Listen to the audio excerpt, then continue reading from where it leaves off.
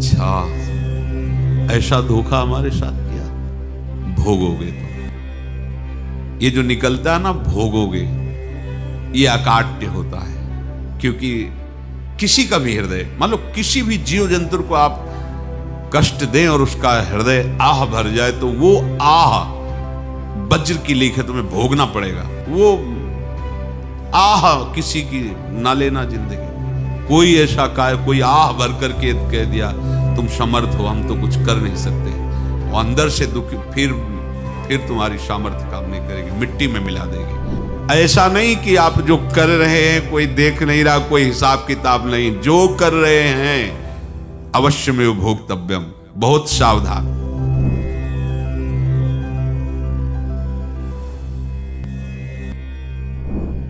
जीव स्वयं नित्य निरंतर कर्मों के जाल को रच रहा है और अपने आप को बांध रहा है। आपको मुक्त होना है, बंधना नहीं है। जीव का जन्म कर्मों के अनुबंध से होता है, कर्मों के बंधन से होता है, और उसको अपना ऋण चुकाना होता है, कर्मानुबंध। ये बहुत सूक्ष्म विषय है। जैसे आप जिस परिवार में जन्म लिए हैं, तो उस परिवार के लोगों से आपका ऋण है, इसलिए उसी परिवार में आप आए हैं। और ऋणानुबंध उसको बिना चुकाए या बिना वसूल किए आप वहां से जाएंगे नहीं। आपको लेना है तो वसूल करना है, और देना है तो चुकाना है। ये पूर्व के जन्मों से निश्चित किया गया है। जैसे किसी के यहां पुत्र हुआ, जन्म से ही पैसा खर्चा शुरू हुआ, बड़ा हुआ तो उद्दंडता के द्वारा मार पूरे परिवार को क्लेश पर क्लेश देता चला जा रहा है। ये तुम्हारे कर्म का फल है। या ऐसे शक्तिहीन बुद्धिहीन ऐसे पागल पूरे जीवन सेवा करो, तुमसे अपना हिसाब चुकाने के लिए वो आया है।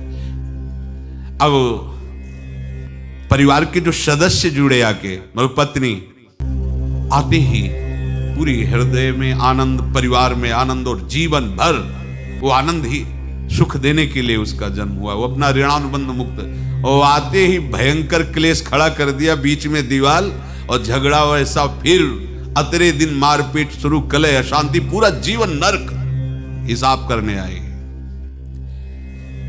यहां ऋण चुकाए बिना कोई जा नहीं सकता, ऋण चुकाना पड़ेगा। किसी का ऋण वसूल करना है तो किसी को ऋण चुकाना है, दोनों काम करने होते हैं।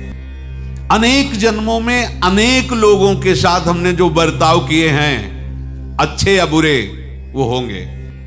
अब किसी आदमी को हम जानते नहीं, अचानक मिला, अचानक टक्कर लगा और मार पीट गाली गुप्ता सब कर दिया, चुपचाप सह लो। क्यों? ये आपका हिसाब है, पूर्व का हिसाब। हमारा उससे कोई द्वेष नहीं, कोई संकल्प नहीं। अचानक घटना घटी और हमसे द्वेष करने लगा, हमें पीटने लगा, हमें गालियां दे, ये हिसाब है, चुपचाप सह जाओ। अपने घर का भाई ही भारी दुश्मन बन गया और क्लेश दे, हिसाब है।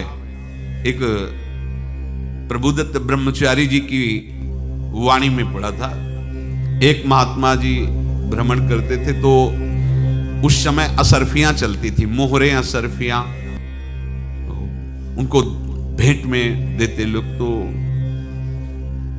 या तो ठाकुर सेवा में लगे तत्काल, या संत सेवा में तत्काल लगे, उसका संग्रह करके डोलना ये ठीक नहीं है बैरागी के लिए, सिद्धांत में ये ठीक नहीं। तो जब 2, 4, 6, 8 ऐसे मोहरे हुई, तो उन्होंने विचार किया कि और भ्रमण करके जब काफी मोहरे हो जाएंगी तो प्रयागराज में जब कुंभ पड़ता है, एक बार पूरे सब अखाड़े के संतों को, अलग अलग संप्रदाय सब संतों को बुलाएंगे और सबको खुआएंगे। अब साधु है तो यही विचार करेगा, और क्या विचार करेगा। तो उन्होंने ऐसे डंडा बनवाया, बेंत, जो ऊपर से चूड़ीदार और भीतर पोला, और मोहरे उसमें डालते गए। और भ्रमण, जहां जहां श्रद्धालु भगत सबके यहां जाना और इच्छा रखना कि एक मोहर तो दे ही दे दक्षिणा में। कामना कोई भी हो वो बांधती ही है, ध्यान रखना। इसीलिए प्रभु जो चाहे वो करे, अपनी चाह नहीं रखनी चाहिए, अपनी चाह प्रभु की चाह में मिला देनी चाहिए। धीरे धीरे वो छड़ी भर गई। भ्रमण करने वाले महात्मा चूड़ी लगाई, इंतजार करते रहे। जब प्रयाग का कुंभ पड़ा तो चले। तो रास्ते में एक गांव में पूछा जाता है, जैसे कहीं रुको कि कोई श्रद्धालु ऐसा है जो संत सेवी है। तो कुछ लोगों ने बताया, हाँ एक परिवार है बहुत संत सेवी है और आपको मिलाते हैं उनसे। आइए, घर में रुका, खूब अच्छा हलवा पूड़ी पवाया और जो घर के मालिक थे चरण दबाए। चरण दबाते दबाते उनकी दृष्टि पड़ी उस डंडे पे। इतना मोटा और ऊपर से कुछ चूड़ी सी भी नजर आ रही, इस डंडे में तो कोई रहस्य है ही है। अब महात्मा जी को खवा पिला के सुला दिया। महात्मा जी जब सो गए तो पत्नी से धीरे से कहा, वो डंडा लाओ बाबा जी का डंडा। वो चूड़ीदार जो ही खोला पलटाया तो सैकड़ों मोहरे। ऐसे संत रोज पधारे भगवान, तुम आनंद हो जाए फिर क्या। पत्नी से कहा, नाप के कंकड़ लाओ। वो तो महात्मा जी तो खाए खीर पूड़ी, आराम से सो रहे। रात में पूरी प्लानिंग करके उसमें कंकड़ भर के चूड़ी लगाकर सिराने रख दिया, सारी मोहरें हटा ली। महात्मा जी आराम से छड़ी उठाए तो वजन पक्का। वैसे बड़े लोग चतुर होते हैं, पर ये नहीं जानते कि कर्म कितना भयानक होता है। और उनकी कोई संतान नहीं थी, पर धन में इतना प्रेम उनको था। बहुत सावधान रहे। साधु महात्माओं के पास जो अर्थ है, गृहस्थी अगर आता वहीं से है, पर अगर उसको जोर जबरदस्ती या किसी छल कपट से, तो वो उसका विनाश ही करता है। आज तक का प्रमाण है। अब उनको ये भाव पता नहीं होगा, या पता होगा तो लोभ के कारण वो उसको मान नहीं पाए होंगे। महात्मा जी गए प्रयाग में, किसी अखाड़े पर रुके और वहां प्रार्थना की कि कल जो है संपूर्ण अखाड़ों का निमंत्रण किया जाए और सब संतों को भोग पवाया जाए और उनको दक्षिणा भी दी जाए। महंत ने सोचा कि बहुत बड़ा है तो उत्सव है, क्योंकि प्रयाग में कितने हजारों संत महात्मा सब। उनका महाराज बोरों इसमें चीनी और तीनों घी लगेगा, सब व्यवस्था। बोले आप एक एक हिसाब हम करेंगे, हमारे पास सब व्यवस्था है। बोले कुछ तो पहले दे दो, वो इकट्ठे देंगे हम। उनको था कि अगर हम छड़ी खोला और दो चार मोहरे दी, किसी को पता लग गया तो गड़बड़ हो सकती। बोले हम भंडारे के समय आखिरी में सब कुछ आपको दे देंगे। ठीक है। वो अपने पास से पैसे लगाकर खूब जितना सामग्री सब लाए, लाखों की, और सब संतों को निमंत्रण कर दिया। संत जन निमंत्रित हो गए, भंडारा बन रहा है। तब वहां के महंत है और उनका देखो भंडारा भी बन रहा है, संतों को निमंत्रण। अब आप अर्थ की व्यवस्था कीजिए, क्योंकि इतनी बड़ी हमारी सामर्थ्य नहीं थी जितना हमने किसी तरह हमने व्यवस्था की। अब मुझे अर्थ चाहिए, तभी आगे की व्यवस्था बढ़ेगी। संतों को दक्षिणा देंगे और जिनसे अर्थ लिया उनको दे। देखो रसोई बन गई है सब। दुर्गा छत में विश्वास नहीं तो यार चूड़ी खोली। उनको तो था ना कि मोहरे हैं, तो जिसे कितना उनको सदमा लगा होगा। हजारों संतों का निमंत्रण, रसोई बन, मतलब संत हो के छल कपट। तो उनका महाराज आपने तो हमारा नाश कर दिया, जो महंत थे। अब बताओ रसोई बन गई, संत निमंत्रित हो गए और आप ये कंकड़ दिखा रहे हैं हमको। आपने तो हमें बर्बाद कर दिया, हमारी इतनी सामर्थ्य नहीं थी, आप पहले बता देते। संत होकर ऐसा छल कपट। अब वो बोले तो क्या बोले, क्योंकि उनको पता था कि मोहरे हैं इसमें। अंदर से उनका चिंतन गया उसी सेठ के पास, अच्छा ऐसा धोखा हमारे साथ किया, भोगोगे तुम। ये जो निकलता है ना भोगोगे, ये अकाट्य होता है। क्योंकि किसी का भी हृदय, मान लो किसी भी जीव जंतु को आप कष्ट दें और उसका हृदय आह भर जाए, तो वो आह वज्र की लेख है, तुम्हें भोगना पड़ेगा। वो देखो भीष्म जी को भोगना पड़ रहा है। सांप को ऐसे धनुष की नोक से उठाया और बंबूल के कांटों के ऊपर फेंक दिया, कई दिन तक शेदा हुआ, वो आह भर करके मरा। तो आपको 6 महीने बाणों की सैया पर आह किसी की ना लेना जिंदगी। कोई ऐसा कोई आह भर करके कह दिया तुम समर्थ हो, हम तो कुछ कर नहीं सकते, और अंदर से दुखी, फिर तुम्हारी सामर्थ्य काम नहीं करेगी, मिट्टी में मिला देगी। फिर ये तो संत थे और भगवत आराधना के लिए, संत आराधना के लिए ही ऐसा किए हुए थे। अब इनका कैसे मुंह दिखाएं? अब क्या करें? सुबह संत जन आएंगे, सबके बीच में हमारी कि देखो इन्होंने, अब क्या करें? गए और संगम में जाके छलांग लगाई, अपने प्राण त्याग दिए। अब उनके तो पास मोहरे थी और व्यापार बढ़ा, और 9-10 महीने बाद ही लड़का हुआ। अब तो उनको कि संत फलीभूत हो गया। देखो व्यापार चल रहा, लड़का नहीं होता था, लड़का भी हो गया। बड़ा आनंद छा रहा है। जब से वो प्रकट हुए और धन की वृद्धि शुरू हो गई, पढ़ाई लिखाई में उनके खर्चा हुआ सब, बस बीमारी शुरू हो गई उनके शरीर में। अब उसमें पैसा जाना शुरू हुआ। इतने आसक्त तो वो दोनों हो गए कि कुछ भी हो, व्यापार ठप, संपत्ति बेचना शुरू। तो उन्होंने कहा कि बेटा मैं क्या कर सकता हूं तुम्हारे लिए? बोले हमारी अंतिम इच्छा है प्रयाग चलो, और जितने प्रयाग में संत महात्मा सबको एक बार भंडारा करवाओ। हमारी इच्छा अंतिम है, क्योंकि अंतिम यही इच्छा थी। बोले अब ज्यादा संपत्ति तो नहीं रह गई, तो बोले घर बेच दो, मेरे लिए ही तो है, बेच दो। मुझे लगता मैं बचूंगा नहीं, पर मेरी अंतिम इच्छा पूर्ण कर दो। घर बेच दिया, जेवर बेच दी। वहां गए, जब संत सेवा की तो बोले मुझे संगम तक ले चलो। संगम तक ले गए और बोले समझे तुम चुराए थे और हमने उसको छीना है, कुछ नहीं रह गया तेरे पास कुछ, अब केवल ममता और आसक्ति में जल कर मर और नरक प्राप्त कर। मैं वही महात्मा हूं जिसकी तूने मोहरे ली थी, शरीर छोड़ दिया। महात्मा को जन्म लेना पड़ा और इनको दुर्गति भोगनी पड़ी। ऋणानुबंध होश में, ऐसा नहीं कि आप जो कर रहे हैं कोई देख नहीं रहा, कोई हिसाब किताब नहीं, जो कर रहे हैं अवश्य में भोक्तव्यम। बहुत सावधान। अनेक जन्मों में अनेक लोगों से जो कुछ लिया दिया है, इस लेने देने को मिटा देने के बाद ही तुम मुक्त हो गए। इसीलिए एक उपाय है, लेना न देना मगन रहना। क्या? मालिक को समर्पित हो जाओ, मालिक को अपना माना हुआ समर्पित कर दो, खत्म।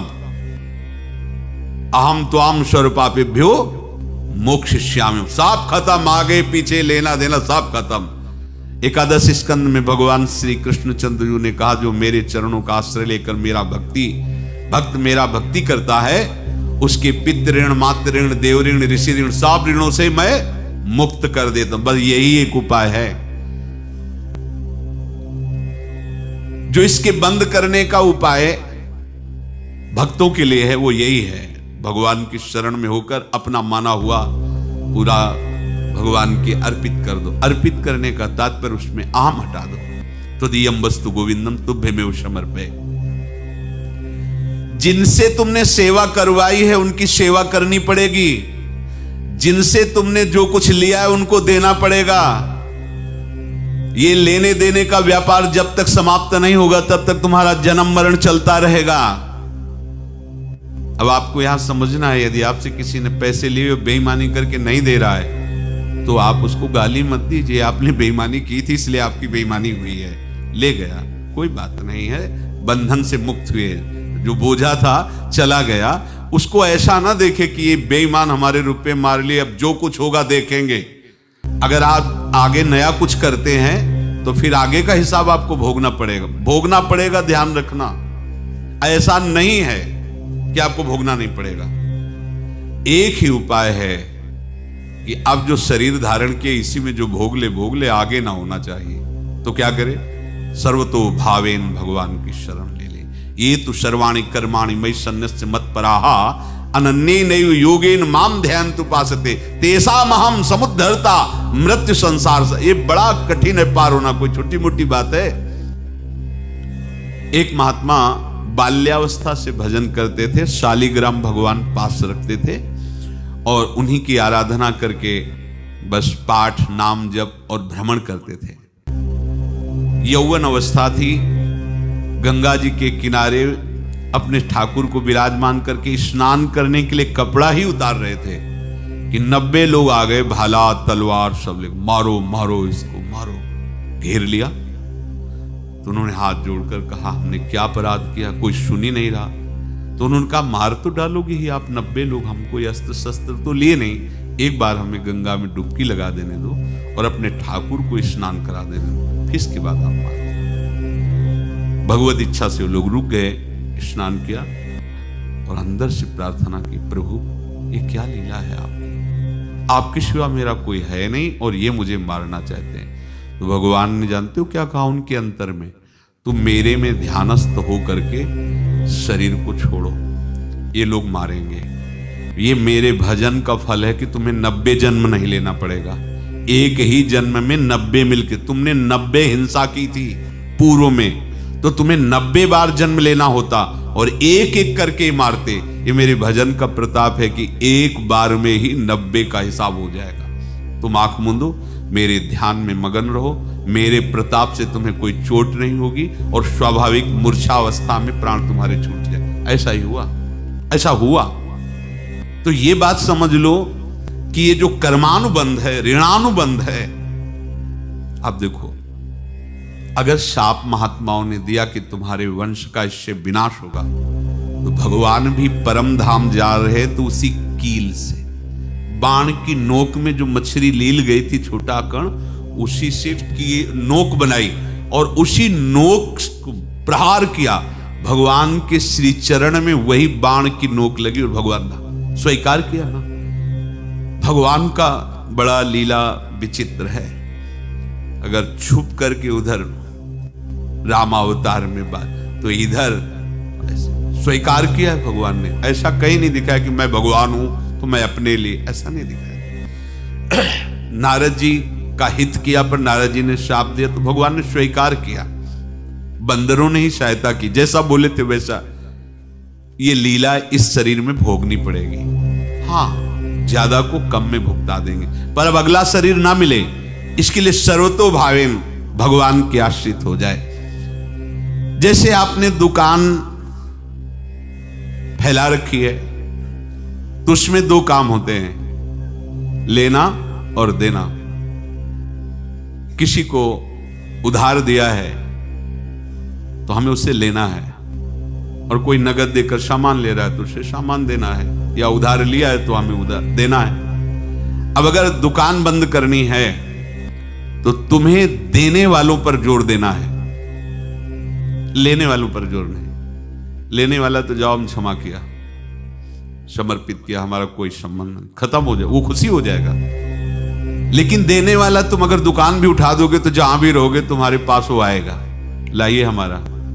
तो देने पर नजर रखिए, जिसका जिसका हिसाब है वो आपके सामने आता जाए, हटाते जाओ। लेने पर नजर मत रखिए और दुकान फौरन उठा दीजिए, नहीं अगर लेते देते रहे तो चलता रहेगा। आगे चलकर कुछ लेना न देना, मगन रहना बस अपने प्रभु के चिंतन में। अब हम कैसे जाने कि किसको क्या देना है, हमें क्या पता। तो हम पूरा हिसाब जिनको पता है उनको दे देते हैं, समझ रहे हो, उनको पता है क्या लेना है क्या देना है। तो इनके पास पहुंच गए या सरकारी हिसाब से सब बराबर कर देंगे। हमको अपनी जिम्मेवारी इनकी चरणों में समर्पित कर देना है, तभी हम जीवन मुक्त होंगे। ये रहस्य की बात है।